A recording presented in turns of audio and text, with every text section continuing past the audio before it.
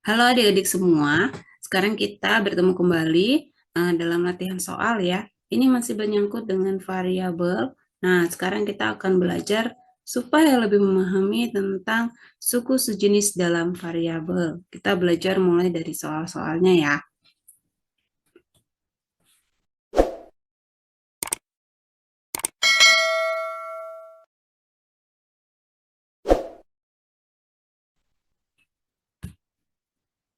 Nah, dalam suku sejenis ini, yang harus menjadi perhatian itu adalah kuncinya. Jadi kuncinya yang menyatakan sebagai variabel sejenis itu adalah apabila jenis variabelnya sama dan pangkat dari variabel itu juga sama, maka baru bisa kita katakan sebagai variabel sejenis. Contohnya misalnya seperti ini. Nomor 1, 10x dikurang 2x ditambah 3 sama dengan titik-titik. Nah, dari soal ini, kita bisa lihat bahwa variabelnya adalah X. Yang mengandung variabel X hanya suku pertama dan suku kedua, suku ketiganya tidak. Nah, maka yang bisa kita operasikan cukup suku pertama dan suku kedua saja.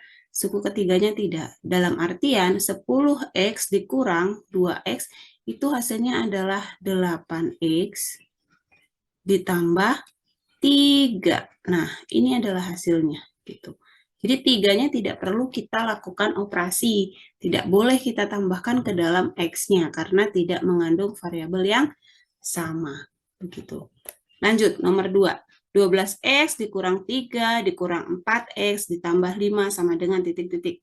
Nah, ini supaya lebih mudah, adik-adik bisa kelompokkan yang X dengan yang X kita kelompokkan jadi satu, yang tidak mengandung X kita kelompokkan jadi satu. Dikelompokkan tuh gimana maksudnya? Kita posisinya kita ubah, kita dekatkan. Jadi 12X dikurang 4X, nah dikurang 3 ditambah 5.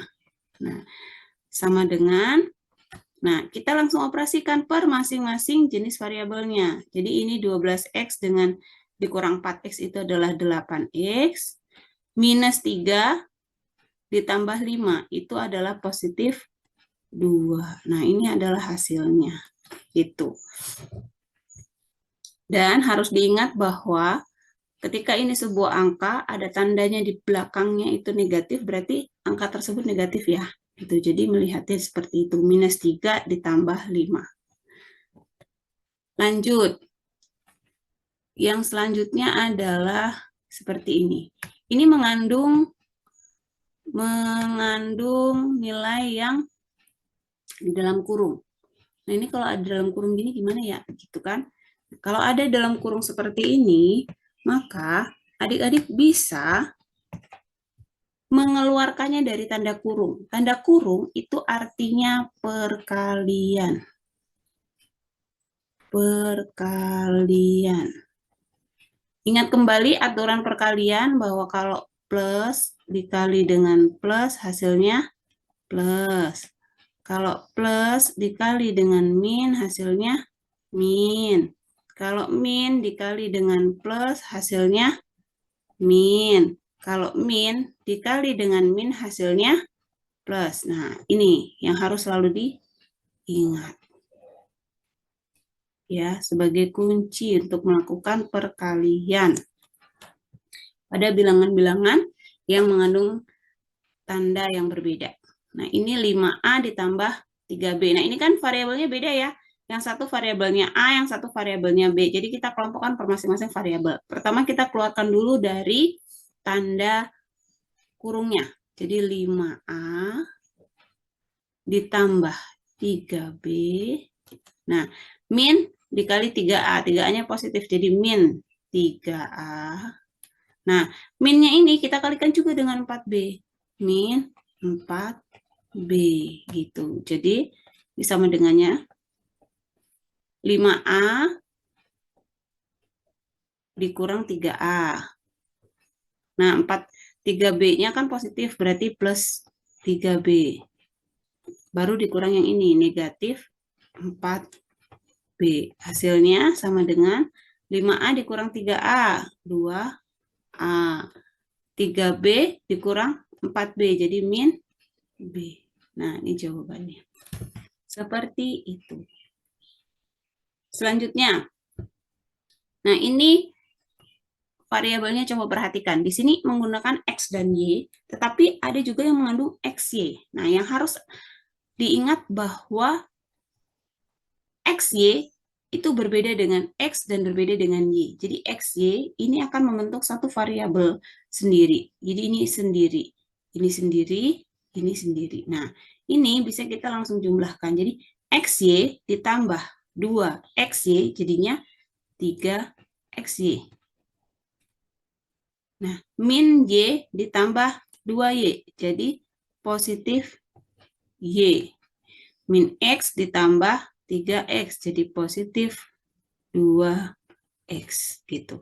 Ini hasilnya. Jadi sekali lagi ya, hasil perkalian dari dua buah variabel itu akan membentuk variabel yang baru. Jadi bukan merupakan variabel yang lama. Nah, ini selanjutnya. Ini perkalian variabel ya. Ini contoh perkalian variabel. Ini caranya adalah kita kalikan per masing-masing suku. Jadi 2 dikali ke sini, nanti 2-nya juga dikali ke sini. Jadi 2 dikali 2X, ini hasilnya adalah 4X. 2 dikali positif 3, jadi plus 6. Nah, gitu. Jadi dikalikan per masing-masing ruasnya. Ingat, dalam penjumlahan harus variabelnya sama dan pangkatnya sama ya, jangan lupa. Nah, kalau yang seperti ini gimana? Ini kita kalikan satu-satu aja.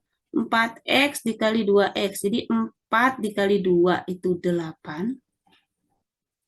X dikali X itu adalah X kuadrat. Karena X dikali X hasilnya X kuadrat. Lalu 4X dikali dengan yang ujung. Berarti plus 4 dikali 5, 20. X-nya ada pengalinya enggak? Enggak ada. Kalau enggak ada, tulis aja. Gitu. Sekarang yang 3, minus 3-nya. Minus 3 dikali 2. Jadi min 6. X-nya enggak ada pengalinya, tulis aja.